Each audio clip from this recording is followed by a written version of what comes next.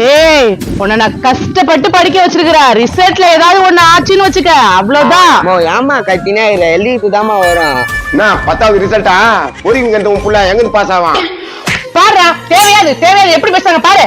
இப்ப அடிச்சு நான் பிரயோஜனம் அப்பவே ஒய்க்கமா வளர்த்துருக்கணும். நோ நீ வேற தேவையில்லாத பேசின்னு இருக்காதண்ணா. நீ வேற ரிசல்ட் இப்போ எங்க அம்மா எப்படி முடிச்சுன்னு.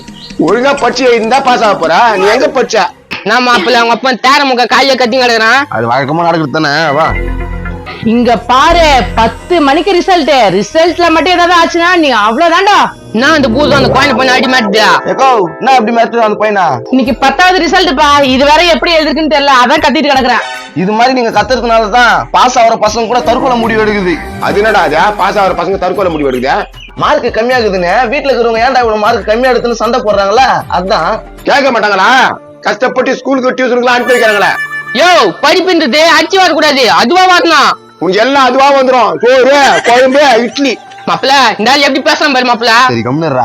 ஏக்கா பசங்களை அடிக்கிறத விட்டுட்டு பாசமா பேசுங்கக்கா. பாசமா பேசுறதா? ஃபெயில் ஆனா கூட பாசமா பேசுவாங்க. ஃபெயில் ஆனா திரும்ப எழுதி பாஸ் ஆக போறான். நீங்க சும்மா அவனை திட்டிட்டு இருந்தா அவன் தப்பான முடிவு எடுத்துட்டா என்ன பண்ணுவீங்க? அது மாதிரி நீங்க எதுவும் எடுக்க மாட்டீங்களா? எப்பா நீ கம்னு இருப்பா. ஏக்கா படிப்பு போயிடுச்சுன்னா எல்லாம் போயிடுச்சுன்னு அர்த்தம் இல்லக்கா. படிக்காம நிறைய பேர் சாதிக்கிறாங்க. இப்ப என்னதாப்பா சொல்ல வரீங்க நீங்க? ஒண்ணு இல்ல, அவன் பாஸ் ஆனாலும் சரி ஃபெயில் ஆனாலும் சரி முதல்ல அவனை திட்டாதீங்க, பாத்துக்கலாம் விடுன்னு ஆறுதல் சொல்லுங்க.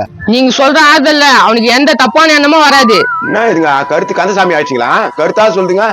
நீங்களும் உங்க பசங்களை திட்டாதீங்க, பாசத்தால முடியாது எதுவுமே இல்ல. ஃபெயில் ஆயிடுன்னு கவலைப்படாதீங்க, அடுத்த எக்ஸாம்ல எழுதிக்கலாம். என்னெல்லாம் கிண்டல் பண்ணாத ஆளே இல்ல.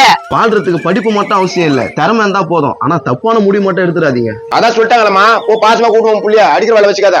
நல்லா என் மண்டையில உரைக்காம சொன்னீங்கப்பா, ரொம்ப நன்றிப்பா. என் பிள்ளைய திட்ட மாட்டேப்பா, நான் அவனை திட்ட மாட்டேப்பா. எது வந்தாலும் பாத்துக்கலாம். மாப்பிள்ள இப்படி நல்ல உண்மை பேசுறமே நம்புவாங்களா? நம்புவாங்க. என்னாலே நம்பல, உங்களே யாரும் நம்புவாங்க?